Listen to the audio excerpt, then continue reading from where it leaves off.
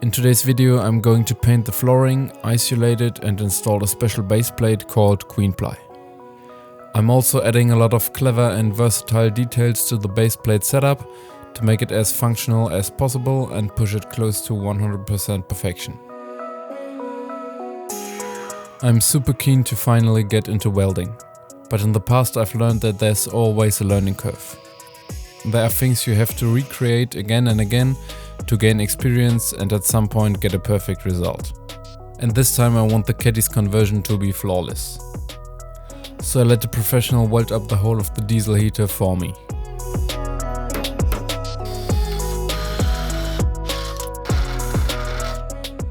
Afterwards I drilled some holes for additional fastenings for the base plate and furniture and made the new cutout for the diesel heater.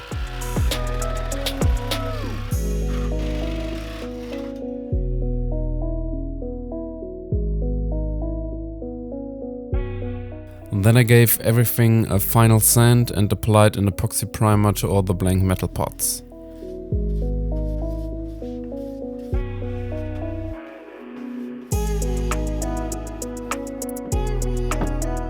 Next I installed rivet nuts into the freshly primed holes.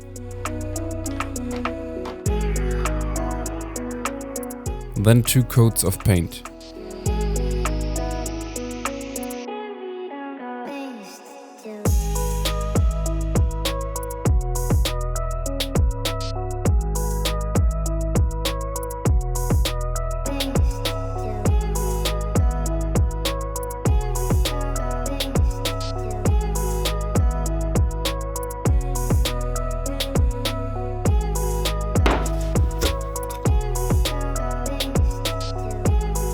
I used different colors to make sure every coat reaches full coverage.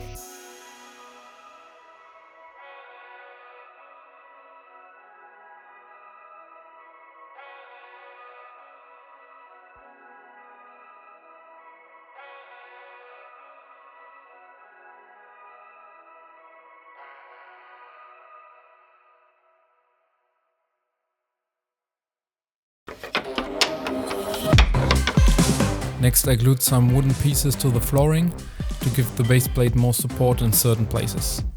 I also bolted down the third seat's mounting brackets.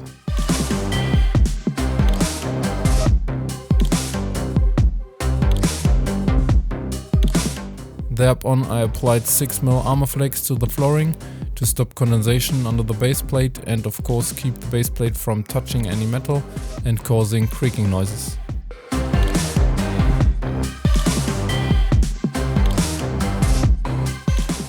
This time I want to keep the right footwell open to make it more comfortable to both use the third seat and swivel seat with a proper place to put your feet.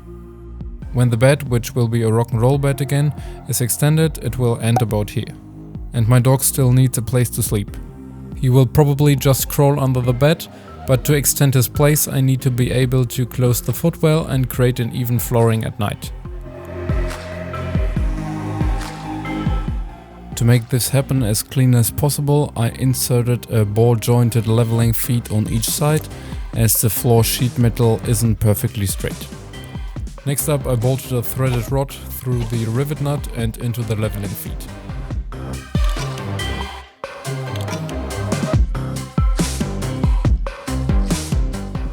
After that I glued the original plastic footwell inlay into place and added some more Armorflex.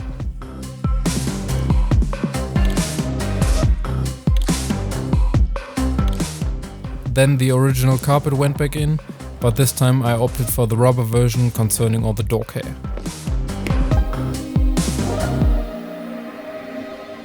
Another leveling feet on top for the base plate's extension to rest on.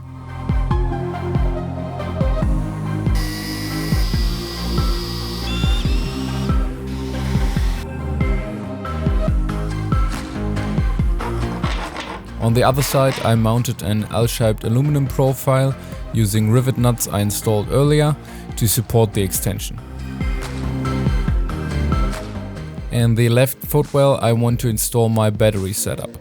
To keep it in place I got the original mounting plate redone out of stainless steel, as the old one already got a ton of holes in it from all the test fits. I coated it with MIPA protector and attached it to the footwell using waterproof studs and Sikaflex.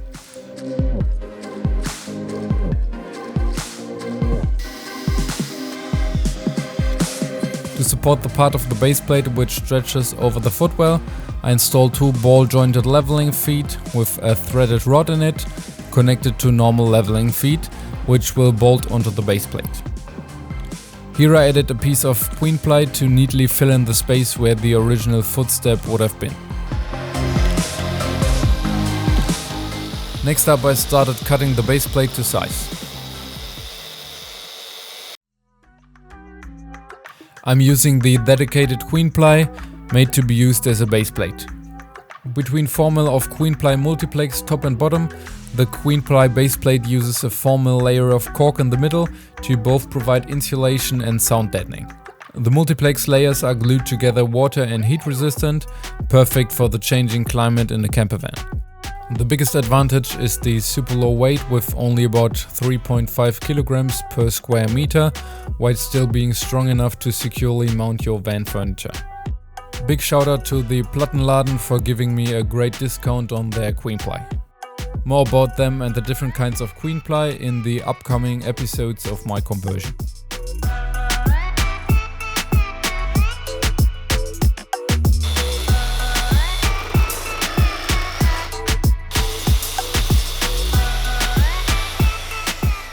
After a lot of test fits and small adjustments, I used some old bolts which I pointed and screwed into the threads of the car's body to exactly locate where the holes needed to be drilled into the base plate.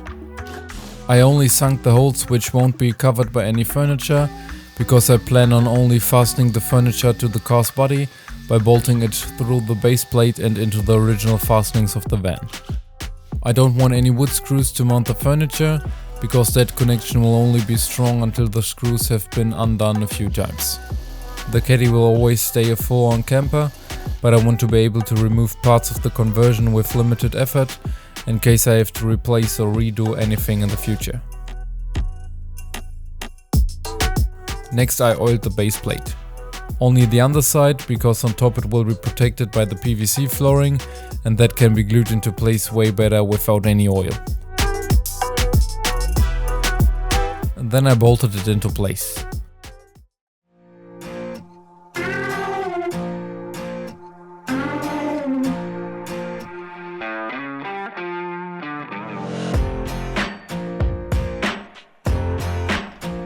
Here I attached my leveling feet supports to the base plate.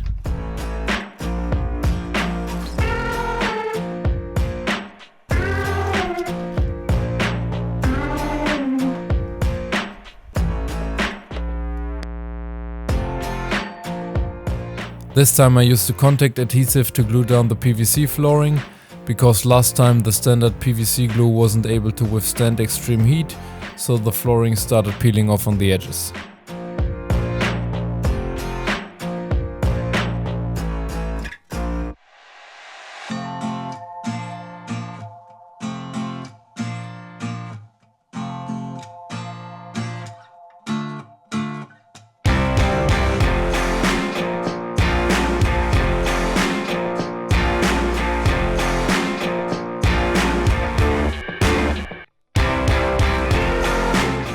This time I used the original doorstep and of course I coated it with MIPA protector.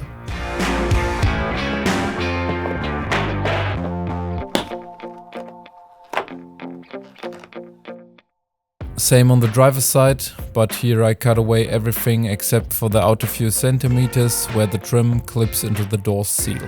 I added a rubber beading with a seal to keep water from running underneath the base plate when the sliding door is open. I also used the original loading sill trim. The used one I bought was the tailgate version, so I had to add the other cutout.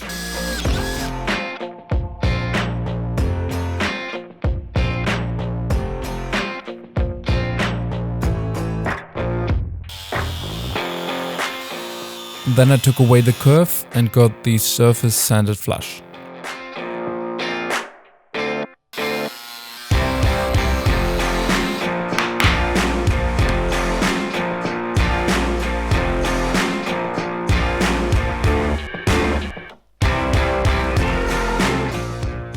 Then I filled the tie-down hook's indentations and painted the trim.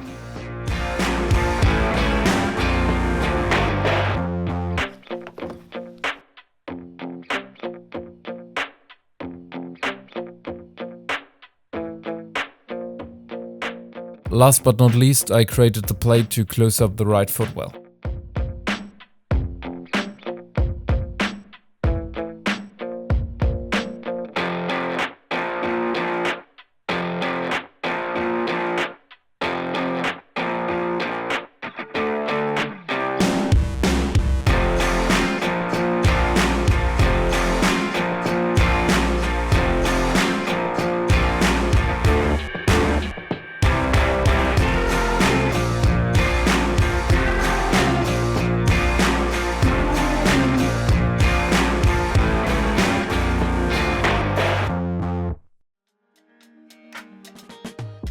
To cover this ugly transition, I will bend some custom trims out of polyethylene. But not until my kitchen setup will be installed in the next episode, because I need to see where exactly that's gonna sit to perfectly match the trims. See you then, cheers!